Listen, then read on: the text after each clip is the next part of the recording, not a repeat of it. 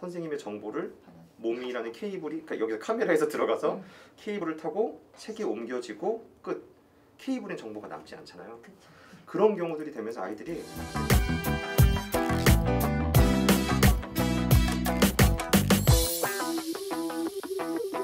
바로 연결되네요. 실력 정석 연습 문제를 푸는 동안 생기는 일.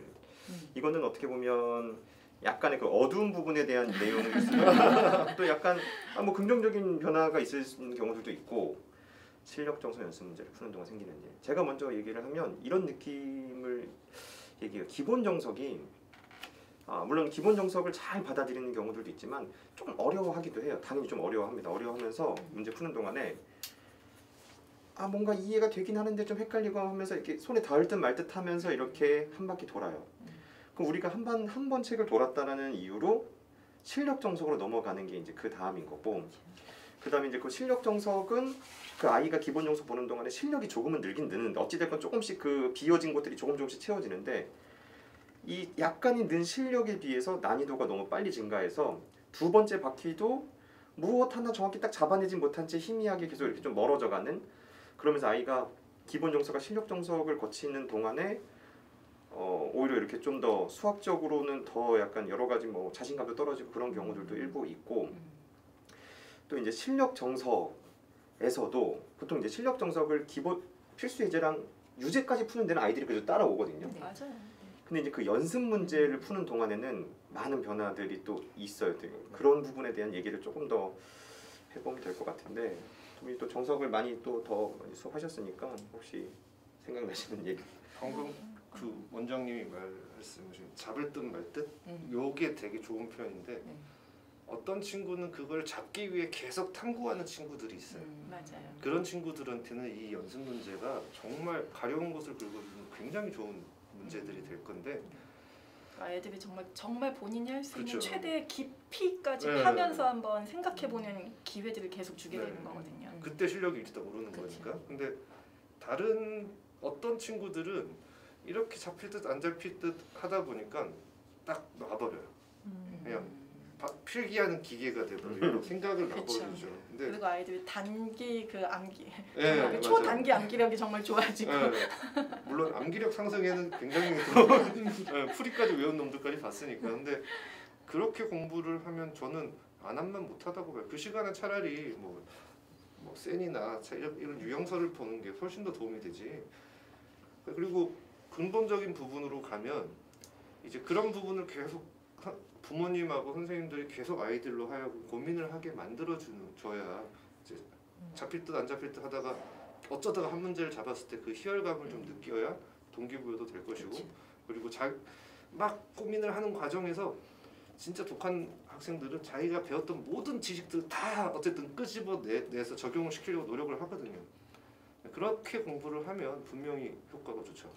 저는 약간 요거랑 또 연결되는 것 같아요. 예전에는 아이들이 이제 물론 이런 실력 정석 같은 걸 접하게 되는 아주 영재 아이들은 시간도 아직은 좀 많고 여유도 어느 정도 있고 그냥 어떻게 독서하듯이 정석 같은 걸 넘겨서 막 보면서도 막 문제 풀고 막 자기가 찾아서도 하거든요. 그런 아이들은 탐구할 시간이라는 게 있어요. 맞아요. 저는 이런 얘기 많이 하는데 수학적인 실력이라는 게 선행은 범위를 쭉 넓힌 거고 깊이 있게 파는 거는 뭐 심화나 약간은 경시적인 그런 학습 그런 걸 통해서도 하고, 평상시에 어떤 수학적 실력에 가장 큰 영향을 주는 거는 그 성공의 경험이랑도 비슷한 건데, 이 한 문제를 얼마만큼 오랫동안 고민해서 그럼 뇌에서 이런 시도 저런 시도 뭐 표를 이거 끄집어다 쓰고 막 해서 어떻게든 해서 때론 실패할 수도 있지만 몇 번 성공하면은 그런 어떤 회로들이 좀 연결되는 그 경험들이 쌓이고, 그럼 이제 그것은 다른 문제에서도 그때 이런 식으로도 해봤는데 하는 그런 것들이 응용력으로 쌓인다고 보는데, 가장 큰 문제점 중에 하나는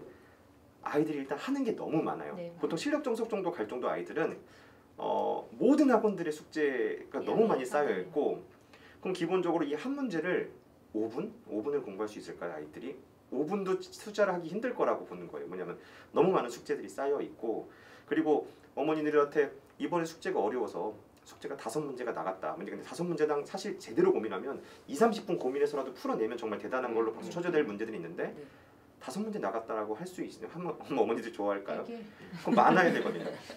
그러다 보니까 이만큼 나가면 아이들이 무엇 하나부터 하나 제대로 고민을 제대로 해보지 못한 채 그중에 쉬운 것만 골라 풀게 되고 나머지는 별표하게 된 상태로 오게 되는 경우들이 많아요. 그럼 결국은 그만큼 탐구를 많이 할 기회가 아이들한테 주어졌다면 괜찮지만 이미 그 탐구할 기회조차가 없었다는 게 가장 큰 문제인 것도 같고, 그럼 아이들이 어떻게 되냐면 실력 정서 푸는 동안에 어차피 어렵고 어차피 그러니까 어려운 것도 맞지만 고민할 시간도 많이 또 없었고, 결국은 많은 문제를 못 푼 채 별표 쳐서 오거나 그걸 보면서 답답한 어머님이 과외 선생님을 붙이거나 아니면 애가 몰래 정석 책을 보고서 필요한 과정을 써오는 거나 그런 경우들이 많아요. 그리고 결국 모르는 형태에서 학원에서는 이 과정을 끌어줘야 하니까 결국 모르는 것들을 설명해주면, 제가 이제 설명할 때 저 스스로는 되게 만족하는 설명 방식인데 이렇게 얘기하거든요. 저 지식 저장 매체가 돼야지 저장 매개체가 되지 말라고. 그러니까 말이 비슷하지만 저장 매체는 어떤 하드디스크, 어떤 USB 이런 건 거고, 저장 매개체는 그걸 연결해둔 케이블. 아이들이 매개체가 되는 경우들이 많아요. 여기서 저장 매체는 책이 됩니다. 책. 선생님의 정보를 몸이라는 케이블이, 그러니까 여기서 카메라에서 들어가서 케이블을 타고 책에 옮겨지고 끝. 케이블엔 정보가 남지 않잖아요. 그런 경우들이 되면서 아이들이 그냥 이렇게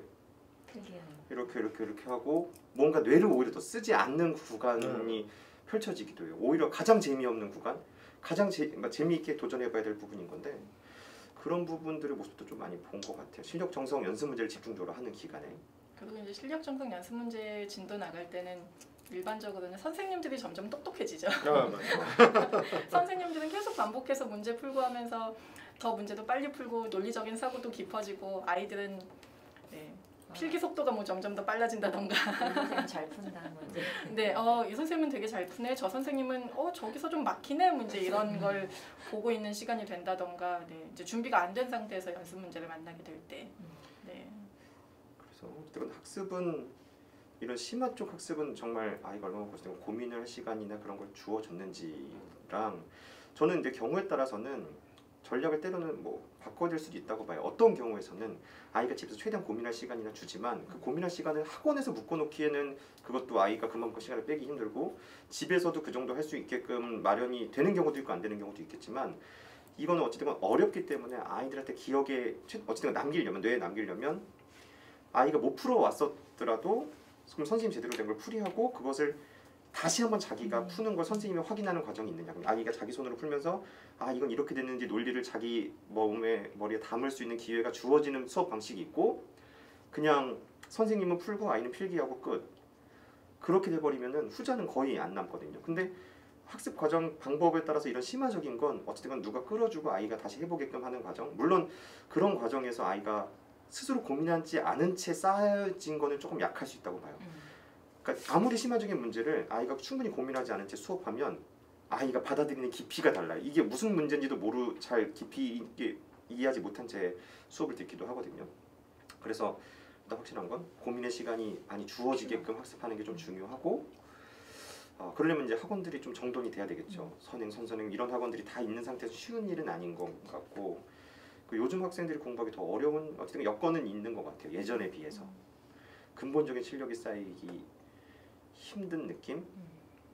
그런 부분들. 저는 그래서 저희 실력 청소 연습 문제 수업을 할 때는 그런 부탁을 좀 많이 해요. 영상을 계속 남겨서 그 영상을 보내드리다 보니까 분명히 제가 가르치는 아이들이 이렇게 공부했으면 좋겠다라고 어머님들한테도 많이 자주 강조를 드려요. 뭐 방금 말씀하신 것처럼 많은 고민을 해야 된다. 근데 안 되잖아요. 사실 아이들 너무 바빠요. 그래서 그러면 최소한의 알았으면 좋겠는 문제는 테스트로 직접 아이들의 생각을 살펴보되, 영상이 이렇게 있으니 반드시 집에서 다시 한 번만 또 꼭 고민하는 시간을 가져야 된다. 네, 지키는 사람과 그렇지 않은 학생이 있는데, 근데 나중에 보면 차이가 좀 꽤 커지더라고요. 그렇죠. 네. 그러니까 지금 바빠서 안 되면 시간을 반드시 내야 된다라고 얘기를 하면 그걸 꼭 반드시 지키는 어머님들이 계세요. 제 유튜브 조회수를 보면 이제 파일마다 조회수가 그걸 증명을 해주잖아요. 근데 확실히 다시 보는 친구와 그렇지 않은 친구에 대한 레벨 차이가 좀 많이 나더라고요. 그래서 약간 실력 정석을 가장 현명하게 또 진행하는 방식은 좀 이런 것도 있을 것 같아요. 실력 정석 연습 문제를 집중적으로 하는 동안에는 그것보다 훨씬 조금 더 낮은 응용 단계가 많이 이제 들어가 있는 문제집이랑 병행을 해야 아이가 배웠던 걸 까먹지 않고 할 수 있는 느낌. 잘못해서 실력 정석을 하고 나면 실력 정석한 후 아이가 정석에 대한 거의 많은 내용이 소멸하기도 해요. 맞아요. 네. 그 기간 동안에 사라져요. 왜냐하면 그 기간 소화하지 동안 못하는 채로 계속 필기하는 시간만 음. 길어지면 가지고 있던 능력도 쇠퇴하게 되는 오히려 거죠. 알던 네. 것도 잊어버리게. 네, 그렇죠. 맞아요. 그래서 그걸 트레이닝할 수 있는 문제집과 함께 병행하는 게 좀 더 좋을 것 같다. 뭐 그런 생각. 왠지 이쯤에서 밑에 자막에 저희 전화번호가 나가야 될 것 같은. 이쪽으로 연락. 그러면 뭐 이 정도에서 뭐 더 어두운 얘기들도 있었겠지만 실력 정석 푸는 동안 생기는 일. 그렇죠. 다음 얘기로 이제 마지막 얘기 요 저희가 시작한 내용에